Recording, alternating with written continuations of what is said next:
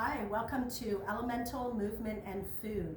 And today we're going to make granola with wheat berries. So I have everything all pre-measured because this isn't my skill set. And I also wanted you to understand the ingredients and to see some of the new ingredients that we're about to use. The first is going to be wheat berries.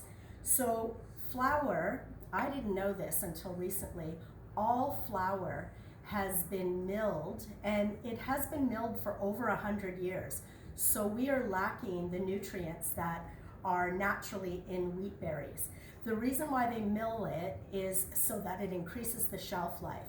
Now, it doesn't matter if you're getting organic and you're getting unbleached, you're getting less chemicals in the flour, but everything is removed, including the bran, the germ, and the outside ectoderm. So what we want to do, and basically what remains is starch. It can stay on the shelf forever, but that's all the nutrients that were removed.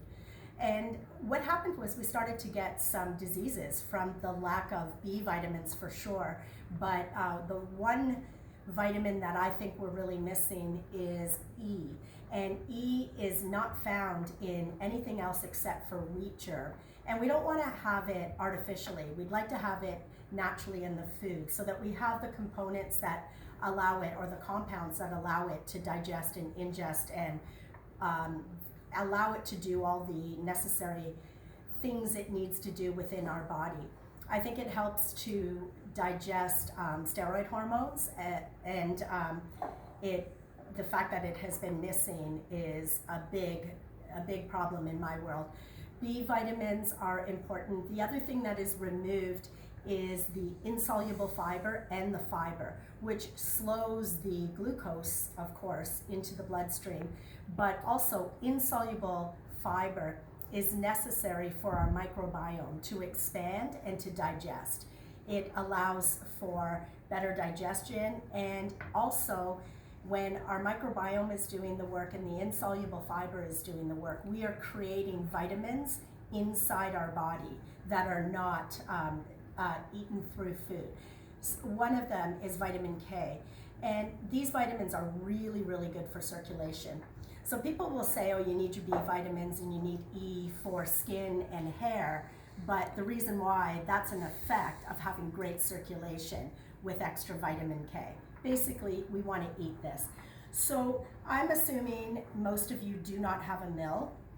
This is the flour, the wheat berries, and I used hard white, which is usually used for bread making, but I just used what I had. You could have used rye as well and give it a really nice malt flavor, but you can see the tricolor of the flour. I put it in my mill, and this is the wheat berries before you mill. Now, the wheat berries, you're not going to have a mill, but that's okay. We're making granola. It can be coarse. So what I did before I bought my mill was I put it in my coffee grinder. And when you put it in your coffee grinder, it takes 2-3 seconds and you're going to get a coarse, nutty flavor. And we're going to give that a try. So we won't put the wheat berries in, but I'm going to put the half a cup of flour. So this is, it is floured. It is our, what we call freshly milled. And we need 1 egg. Room temperature would be great, but I'm not going to be fussy. And now this is where you get to play around. We have 3 cups of oats. I have freshly sprouted oat. You can use any kind of oat you want. You can also use steel cut if you want more of a whole flavor. I'm going to add those in. And then we need to have, so this is where we get to play. I have, you need a half a cup of nuts. You can use any kind of nuts you want. I have put in almonds, I've put in chopped pecans, and I've put in some walnuts. And that's because I think a variety is better, but you can do whatever you want. Also, if you need to use some up. The other thing, you need a half a cup of any kind of chopped fruit. I don't like to use the dried fruit that usually has sulfates and things on it. So I used the dates and figs. So I just chopped them up and made them small. I do like all the nuts and the fruit to be chopped small because I don't really want a big hunk in when I'm eating the granola. And then I have raw seeds. You can use anything you want. I used pumpkin, and again, it's a half a cup. So this should have been a cup and a half. It's about 2 cups. I just keep adding and playing around. So we're adding that in. And then we need a sweetener. So it's supposed to be a half a cup, and I've got maple syrup. It could be honey, and it could be regular sugar if you want. I like something sticky, so I've added in the maple syrup, and you could add this in with your honey, with your olive oil. So I added olive oil. You need a half a cup of olive oil, and you could add butter, you could add coconut oil or avocado oil. I prefer the bitterness of olive oil, whatever you prefer. And if you add the two together, they are less slippery. They come out a little easier. Now we need to season it. So we're going to season it with, I have cinnamon, a tablespoon of cinnamon, and I have a teaspoon of sea salt. Sea salt and any kind of sweetener like the natural sugar go really well together to balance out your steroid hormones. So I've added in a teaspoon of salt, and I've added in a tablespoon of cinnamon. And now we are going to put this all together. So what we want to do here, I just have a baking tray. I don't use parchment paper, and I don't use oil on there because we don't want it, it's not gonna stick anyway, and it'll brown a little bit better. I like to use my hands and just get in and mix it all together. I just find that it works a whole lot better than any kind of stirring. So I'm just gonna mix it, and you can see it really needs a good mix. You have to make sure that the flour is mixed in there, and you don't want 3 chunks of a fig, in one bite. You want to mix that up. So, or maybe you do, but so I'm just gonna mix it. It'll take a few minutes.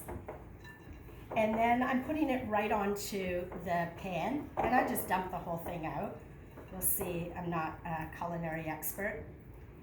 I'm just gonna wash my hands just to dump this out. It'll dump out a little nicer. You can take a look at the mixture before we place it in.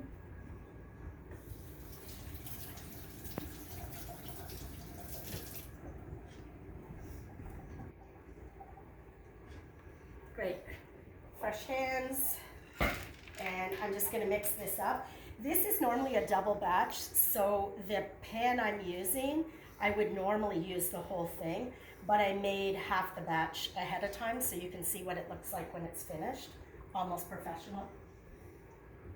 All right, and so here we go. I'm just going to spread it all out, and this does not have to be fancy because when you finish, you're going to break it all up anyway.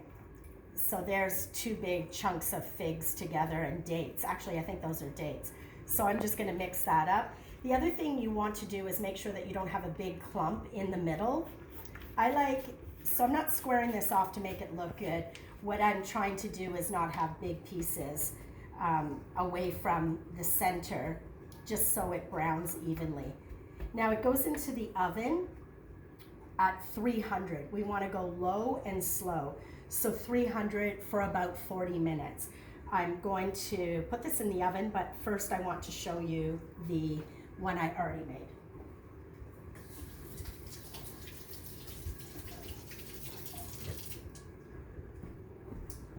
You're just gonna check for the browning.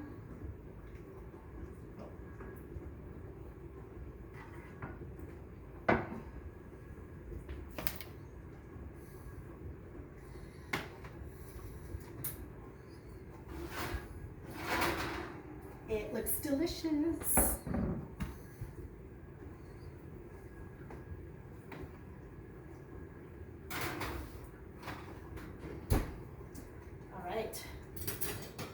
So normally you'd let it sit for a bit, and I think this can go in a little longer actually. So I'm going to put it back, but you'll see what you do is you just break it up, and you're going to put it in a nice little jar. I like a glass jar just so everybody can see that it's there. The way that I like to eat it is with homemade yogurt, which I will show you how to make that as well. And I just usually add a little more cinnamon onto the yogurt, the tangy yogurt, and the granola. So I hope you enjoy, and hope you get your wheat berries in you. Thanks for joining me.